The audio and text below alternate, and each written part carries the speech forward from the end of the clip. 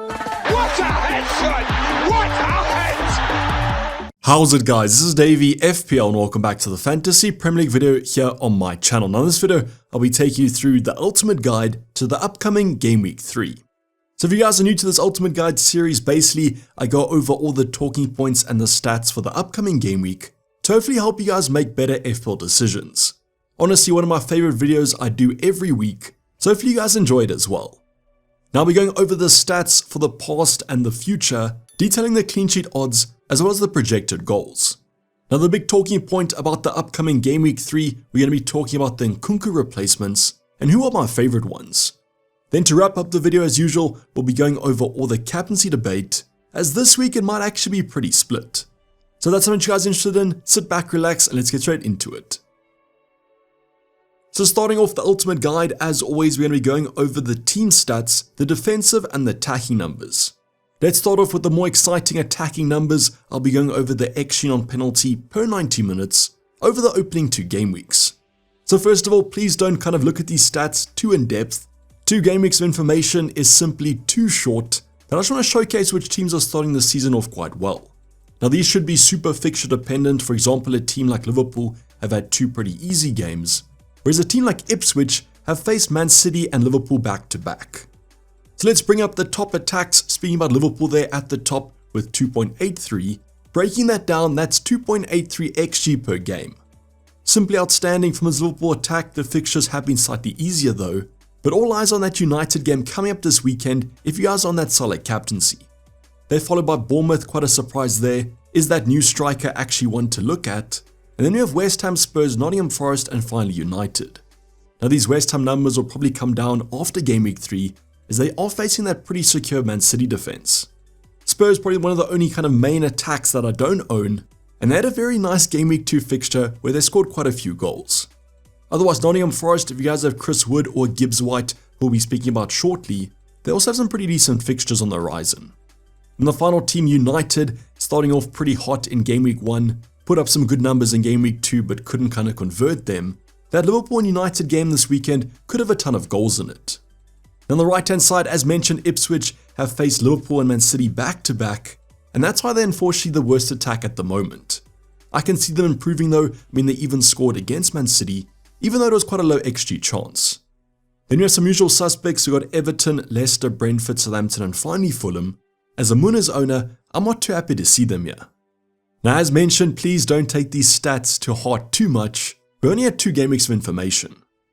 Now the next stat to go over is the defensive numbers, starting off with the best defenses, and I'll be ranking these by expected clean sheets. Now at the top there we've got Liverpool with 0.64. As mentioned, the transfer plan under slot Liverpool look pretty solid, and I can see them being quite a strong defense this season. We then have Spurs, Man City, owner Pedro Porro, unfortunately not a Guardiola, but classic Man City, good defensive numbers, but they're still conceding against Ipswich. Then with Nottingham Forest, probably the 4.5 goalkeeper to go for in cells, before wrapping up with Brighton and United. So this United vs Liverpool game is either going to have a ton of goals or it's going to have no goals. Great attacks versus pretty good defenses. Now one to also focus on is going to be Brighton. Yes, their fixtures have actually been pretty good. They are playing Arsenal though this week if you are looking at the Saka captaincy. Now on the right hand side, in terms of the worst defenses, I won't be going over expected clean sheets. I'll be going over expected goals conceded, as I don't really care about their clean sheet. I care how many goals these teams are conceding. So definitely target these teams for your attackers as well as captaincy, and a few surprise entries are going to be here. So at the top there, as expected, it's Ipswich. Those first 2 game weeks have been pretty bad, but they won't have to face Salah or Haaland every single week. We then have Aston Villa, a team surprisingly that hasn't got off to the best start, and the same can be said about Newcastle. Then Everton, Brentford, and West Ham finally. West Ham facing Man City this week, so those numbers are probably going to increase, and that's why I'm pretty settled on that Haaland captaincy. But as the game weeks go by, we'll get more and more data, and therefore the numbers will become more reliable. Once again, only 2 weeks of information is pretty bad. What you guys can do though is use this very lightly, just kind of monitor which teams start off the season pretty well, and maybe that progresses into the next few game weeks. Now the more important stats to go over are going to be the upcoming Game Week 3's numbers, and as mentioned, I'll be going over the expected clean sheet percentages as well as projected goals. So let's go over those clean sheet numbers, and on screen you guys are going to see every single fixture, all 10 for Game Week 3. and I've ranked them according to color. Now the color coding is once again green are the best, followed by grey, then pink, and finally maroon, and each have 5 teams in their categories. Now this week there's not really a standout fixture from a defensive point of view. Yes, Arsenal have 42%, but in the grand scheme that's not that high. Now they are facing a stronger team this week against Brighton, but the clean sheet percentage definitely favouring the home side. We also have Man City with quite a good percentage, 35%, then Brentford and Aston Villa tied on 32%, before ending with Chelsea at 30%. So some expectations there. I mean, Man City, Aston Villa is quite a surprise though, with the amount of XG conceded they've got in the past 2 games, but they are facing newly promoted Leicester. Now unfortunately the teams to target are going to be United. Mo Salah loves this fixture against United, so this should put a smile on your face if you're going to captain Mo Salah. Expectedly, West Ham unfortunately against Man City, as well as Brighton at the lowest 8%. We then have Crystal Palace with 10% against the informed Chelsea team.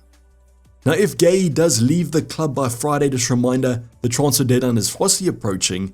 If Gay leaves Crystal Palace, that percentage is just going to decrease. So as a Henderson owner, I've just hoped that Gay does remain at the club, but not expecting a clean sheet this weekend. Southampton also with a pretty low percentage of 14%. If you are targeting an Nkunku replacement in Mbumo, that looks pretty strong, especially with Ivan Toney looking to leave the club. Besides those bottom 5 and top 5 though, we've got some very closely congested teams here. That Everton-Bournemouth game might be very boring, unlike the Newcastle-Spurs one, which might have a ton of goals in it. Forest also looking pretty strong against Wolves, and hopefully Muniz scores against Ipswich. So once again, not many standout fixtures this week, but definitely some ones to target, and use this for your bench order or your team selections. Now the next talking point we'll be going over is going to be the projected goals. Now I got these numbers from the SpreadX data, which is basically the odds. Now same exact formatting, but we do have some variations in the colors. As you guys can see, that Newcastle Spurs game should be quite lively compared to the Everton Bournemouth one. Now the 2 teams to target here are going to be Arsenal as well as Man City with 2.4, but once again, because Erling Haaland has a higher goal share, he's probably the standout Campsy option. But both teams expected to do pretty well, unlike their opponents. We then have Chelsea with 2.15 as well as Liverpool looking pretty good, so that game should have a ton of goals in it. Finally, Brentford, we spoke about Mbumo, a pretty strong goal share could be had here against newly promoted Southampton. We then have the inverse of those kind of clean sheet percentages. You guys can see West Ham, Crystal Palace, Leicester, Brighton and Southampton not looking too hot, and then some more mid-range teams. So this will be the battle of Muniz versus Chris Wood once again, both teams to score about 1.6. These numbers though are pretty useful for those captaincy decisions, and once again, choosing your team selection for your attackers. I will also add here, if you guys are looking to sell your Newcastle or your Spurs options, both teams are projected to score pretty decently in Game Week 3.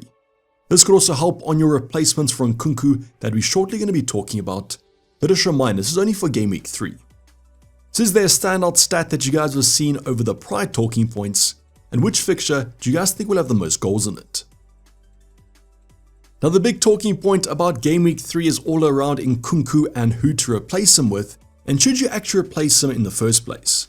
Now for me, unfortunately, Nkunku has left my club already. I did this on Sunday night, as he dropped in price to 6.4 million. Now do you need to take him out? Absolutely not. If you guys have some replacement options on your bench, you can simply put him on the bench, but I'm not super confident about a starting Game Week 3. Now Chelsea do play actually on Thursday once again. I'm expecting Nkunku probably to play there, as that should be their second string team. So it is sad to say goodbye to my only Chelsea coverage. Great fixtures on the horizon, a classic sea of green over the next 5. But as you guys would have seen on the weekend, I can't afford a rotation risk, and that's why I took him out for Rodgers on Sunday. So full disclaimer, I wanted to put out what my move was before advising for other options. I just thought Rodgers for my team was the best option. So the logic behind that was I kind of just wanted some Aston Villa coverage. It's one of the only teams that I don't own that has great fixtures coming up, and therefore for me it was between Bailey and Rodgers. Now in terms of the comparison, stats, expected minutes, it was very similar, so kind of a no-brainer going for the cheaper option. Not only better value, but also for the future moves, I might be looking to take Saka to Salah in 2 game weeks time, and therefore that extra 1.5 can go a long way. So kind of the breakdown, I wanted some Aston Villa coverage, Leicester, Everton, Wolves and Ipswich in the next 4, and Rodgers should have some good expected minutes. But let's go over some alternatives that you guys can also look at. Now I'll only be going for 6.5 and unders, as I don't expect you guys to have a ton of money left in the bank. Now if you guys do, you can go for someone like an Eze or an Mbumo. Those two options are pretty decent, especially with Ivan Toney leaving the club and Eze having some good fixtures. Now I can't go over replacements without talking about Chelsea and that 6-2 victory, and therefore Madueke is probably the casual option. Now you might be chasing last week's points, but you got to think that he's nailed after that hat-trick, and as mentioned, Chelsea have great fixtures. Now in my personal opinion, I want to probably avoid Chelsea as far as possible with all their rotation, unless I was going for Cole Palmer. I just feel like with all those kind of forwards they have, if a player has a bad game, they're probably going to be rotated on the 60-minute mark, and then they might not even start the next game week. So for me, Madueke is a definite punt if you want to look at him, but could still tick along nicely over these green fixtures. I probably would prefer a more consistent option, and therefore Gibbs White is going to be that. More of a boring pick, but definitely a safer one. As mentioned, Nottingham Forest also got off to a pretty good start this Premier League season, and they have some good alternate fixtures here. Is on penalties as well, which kind of puts them up against these other options, and definitely one of the safest to kind of look at. Another pretty safe option is going to be Smith Rowe from Fulham, a pretty decent game week 2, 10 points, but I own Muniz at the current moment. So I wasn't too keen on doubling up on that Fulham attack, as I believe game week 2 was probably the week to bring them in, as the good fixtures are slowly running out. So I think Smith Rowe could be a great asset. In terms of his stats though, it doesn't look exceptional. I think he's had 2 shots over the last 2 weeks. Now he could be a super good finisher, I think he'll tick along nicely over the medium term, but if it was between him and Rodgers, I'd probably stick with the Aston Villa man with those 4 lovely fixtures. But if you guys own Rodgers already, Smith Rowe's a viable asset, and he does come in 1 more cheaper than these other 2. Now there are a whole bunch of other options that you guys can also look at. These are my 3 favorite though, if I wasn't going to go for Rodgers, as well as Leon Bailey. Comment down below though, who's your replacement for Nkunku, or you guys keeping him? Just imagine he starts against Crystal Palace and absolutely hauls. Now the last talking point as usual is going to be all about the Camsey debate, and this week I really think there's so many options. The first player I want to talk about isn't on the screen, but it's Mo Salah. As mentioned, he loves that United fixture. Now I don't own Salah in the first place, but the one thing I'm slightly worried about with them is how Slot's going to approach these bigger games, as that team has been pretty controlled under him. So will they go all out attack and kind of really nail United? I don't exactly know, and they might just go for a comfortable win. So that's the only thing I want to kind of assess under the new manager, is how ruthless they're going to be, as they might prioritize their clean sheet over many goals. So I want to put you guys off Salah. I think he could be a great option, might even be the best option, but that game can be quite unpredictable. So for me, there's 3 options at the current moment. It's Cole Palmer against Crystal Palace at home. The projected points might not be that high on him, but the fixture's definitely strong. You might be slightly chasing game week 2's points, but the ownership is quite high on him, so he might actually be the highest captained option. He's going to compete with Erling Haaland after his hattie against Ipswich with West Ham away, another great game on the cards. Now the projected points do love Haaland as usual, with the highest projected points, and I think a very popular option at the moment and my personal favourite. The last option, Saka though, in my own team is a competitor with that Brighton at home game. I'm expecting this game to have quite a few goals in it, be quite open, and the thing about Saka is he gets an extra point per goal and the clean sheet point. The same could be said about Cole Palmer, which might just edge them in terms of the projections, but at the moment I'm going for Erling Haaland. This week though, I think it's going to be super split. I think there's 4 viable options, these 3 plus Mo Salah. Who are you guys going for? As usual though, any talking points, drop them in the comments down below on my Discord server, link in the description. This is basically a wrap for the video guys. Hope you guys did enjoy it. Please don't forget to like if you didn't subscribe if you have subscribed yet. Team selection dropping tomorrow, so make sure those notifications are turned on. But for the time being, I'm signing off. It's me, Dayvy FPL, and I'm out. Cheers, bye.